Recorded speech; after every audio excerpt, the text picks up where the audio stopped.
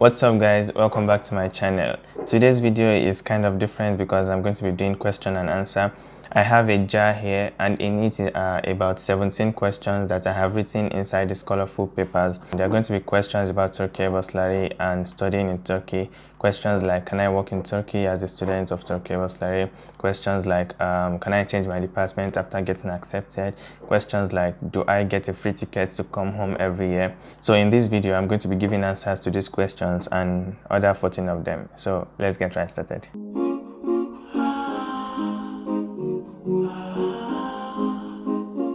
Okay, so let's start with our first question.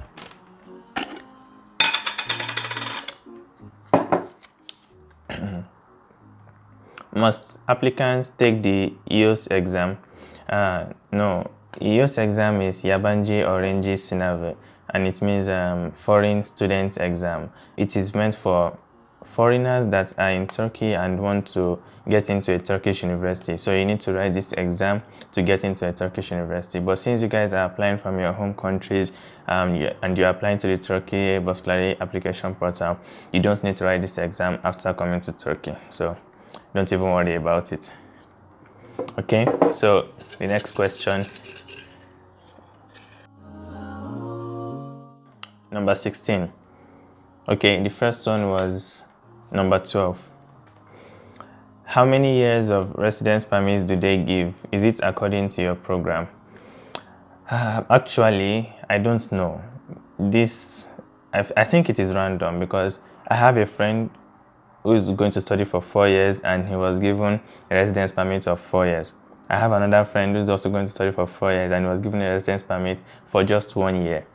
And I have another friend who is doing masters who was given for 9 months. I really don't know what they look at to determine the amount of years your residence permit would last. So I really don't know. But be sure of one thing, that each time you renew, you get more than 6 months at least. Okay, so that's it for this one. So let's move to the next question.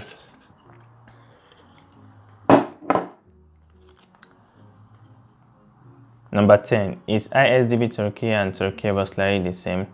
Oh no, they are not the same. IsDB-Turkiye joint scholarship started this year actually.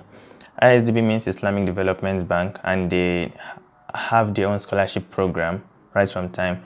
And Turkiye Burslari has its own scholarship program, as you all know, right from time. But they now came together to form, a joint one. So Turkiye Burslari is still there and IsDB-Turkiye is just a new one that started this year. So they are totally different. And in fact, their benefits are different. I think IsDB-Turkiye, for postgraduate applicants, after completing their studies, they have to pay back some amount of money.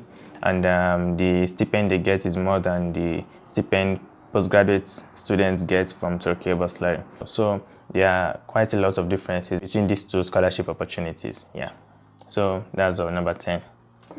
Okay, next one. Let's see.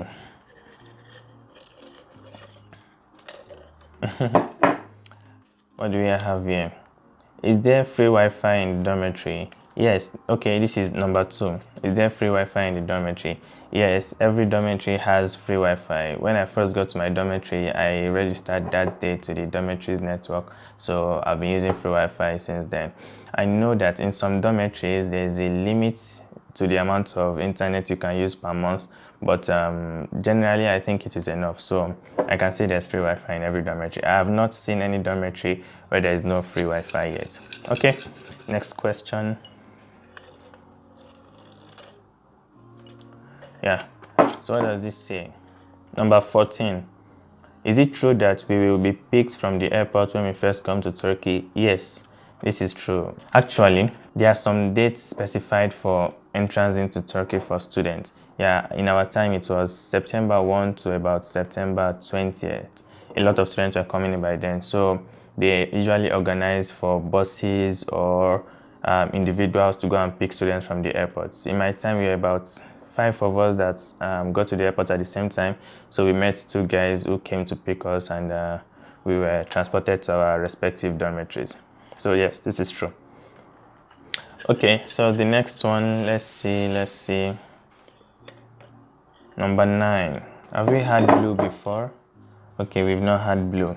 Okay, number 9, when will the interview hold? I really did not want to add this question, but I know that the call for interview is really taking long this year, and I wanted to say some things about it. Firstly, I want you guys to know that Corona in Turkey is rapidly increasing, so I'm sure Corona is one of the big reasons affecting that. So guys, I know you guys are waiting, and I know how how impatient you may be feeling right now, but instead of you just waiting, I want to suggest that you try to apply to other scholarship opportunities available. You know, there are still other scholarship opportunities in Turkey. I think Bilkent is currently open.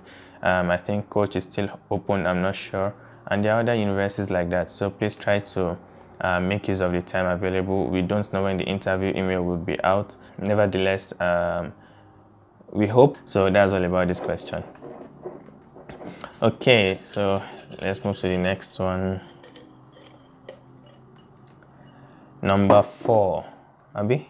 Yeah, can I change my department? Okay. Now for this one, Turkiye Burslari is very strict about it, and they have stated it, I think, in their files. When you even get accepted, part of the rules and regulations you see in the acceptance document they send to you is that you are not allowed to change your department. That once you accept the scholarship, it means you have accepted to be in the department they have placed you, so you are not allowed to change. Yeah, so that's all about this. So let's see the next question.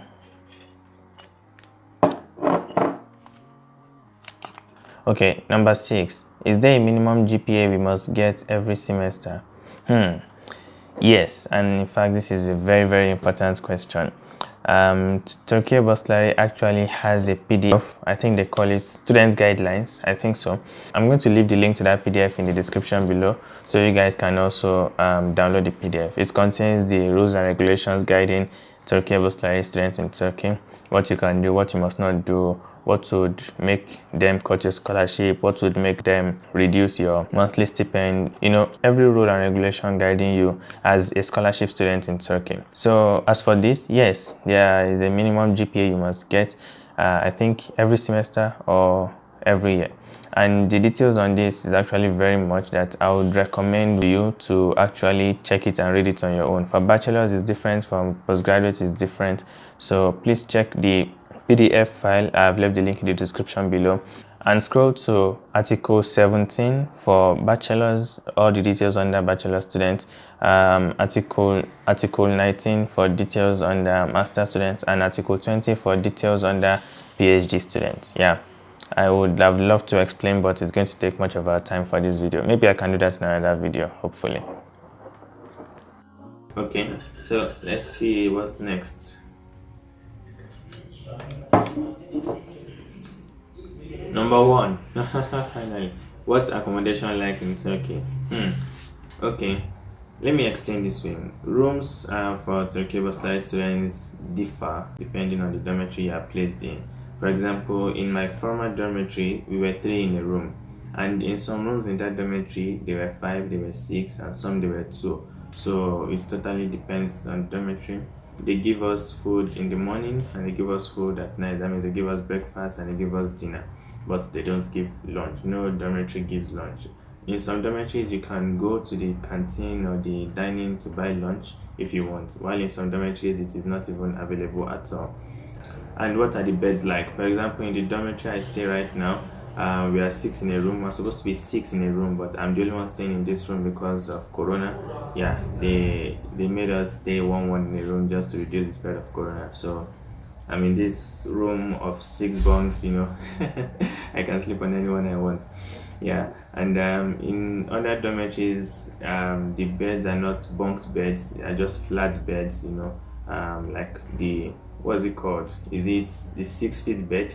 Yeah, so that's where it is in Turkey. Maybe if you want more details, I can make a video about Turkeye Burslari dormitories. Inshallah, hopefully, I'm going to make such a video very soon. Okay, so what's next? Oh, green. A green color. Number 17. Must I do English proficiency test after coming to Turkey? Maybe, maybe not. Okay, let me explain this way. If you get accepted into an English program and when you apply did not submit an English proficiency test, then your university may require you to take an English proficiency test. In my case, I applied with SAT.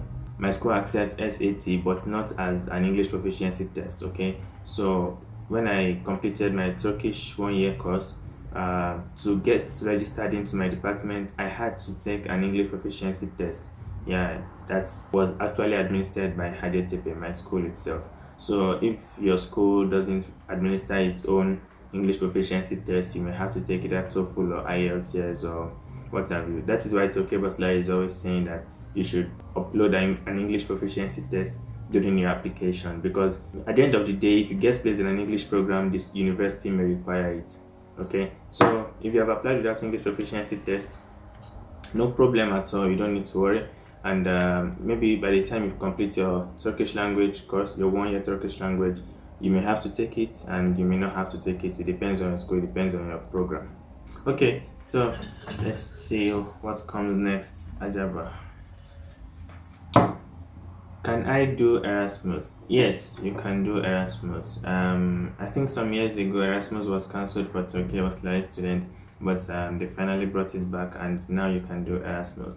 However, I learned that there are some things you need to do first. There are some rules guiding this, and you need to make sure you ask the right questions before you start your Erasmus journey.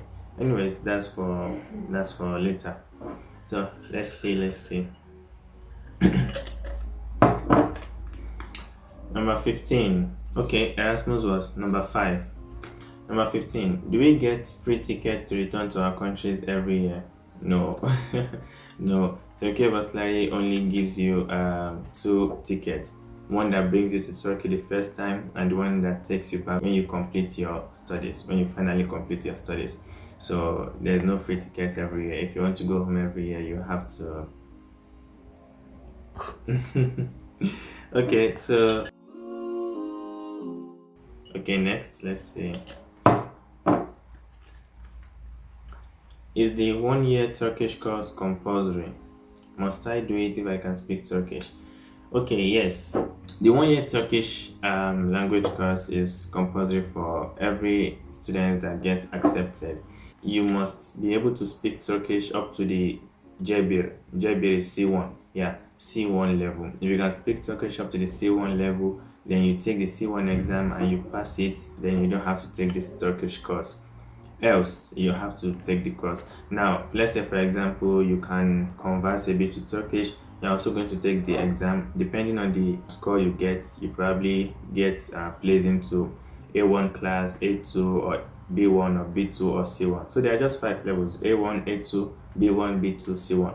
To complete the 5 levels, you need 1 year. To complete the 4 levels, you need just a little less than 1 year. To complete 3 levels, you need about 6 months. To complete just 2 levels, maybe 3 months should be okay, I think. Yeah, so depending on your level, you may have to spend 1 year taking Turkish language course. Don't worry, it's not too hard once you guys put some hard work. Yeah, okay. So let's see what comes next. Oh, there's a tie here. Number 3, is feeding free? Do they give a 3 square meal? Not a 3 square meal. They give breakfast and dinner. I think I explained it when I was talking about accommodation. So they give you breakfast, they give you dinner. It's generally like this in every dormitory. You only get breakfast and dinner. You don't get a 3 square meal. However, you can get lunch in school. We used to get lunch in school for a very low price. Let's say 3 lira, 2.5 lira, 1.85 lira. Yeah, so it was really cheap. But now that Corona is here, now we can't go to school again. Okay, so let's see what's here. I have a tie.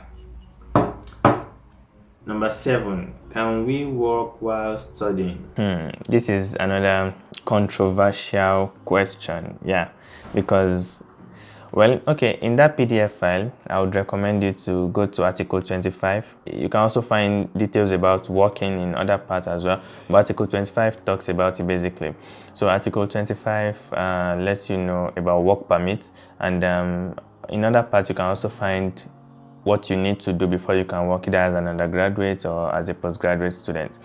But the thing is, basically, working is not really encouraged. I don't think they are very interested in it. You hardly see students working. So if you actually want to find a means of making some money, then probably what you can do is do some online jobs. Maybe you become a freelancer, or you code, or you design for people. Yeah, I have friends who do that and they make their money that way. But that you'll be able to use your residence permit to apply for jobs, I don't think so. I don't think so. So please try to read this PDF. I've left the link in the description below. You're going to get a lot of information about working from there. Yeah. Okay, so let's see. The next one is number 13. Do students also get accepted to private universities? Yes, students get accepted to private universities. For example, I have a friend in Bashkent University, and Bashkent University is a private university, and I myself am in a public or state university. So you can get accepted to a private or public university. And let's see. Oh, well done, finally. Okay, that was number 13, and now this is number 8. How much is the monthly stipend? Okay. Monthly stipend varies. For undergraduate, you get about 800 lira per month. For master students, they get about 1,100 lira per month, and PhD students get about 1,600 lira per month. Yeah. For postgraduate students, that is masters and PhD, they stay in apartments. After completing their Turkish language courses, they have the choice of moving to an apartment. So they give them some extra 550 lira for electricity, water, gas, rent, and those things. Yeah, so that's basically what Turkiye Burslari gives as monthly stipend. Okay guys, we have come to the end of our colorful questions edition. So I hope you guys learned one or two things. I don't think I answered all the questions in your minds. I think there are still so many questions that you guys would have, especially after watching this video as well. So maybe we can have a second edition if necessary. You can just let me know your questions. You can forward them to me through Instagram or Facebook, hopefully, or better still, leave them in the comment section so that we'll be able to address them together. Okay guys, so that's it from me for today. I hope you guys like the video. If you like the video, please give it a thumbs up and don't forget to subscribe. Thank you very much guys, and I'll see you in the next one.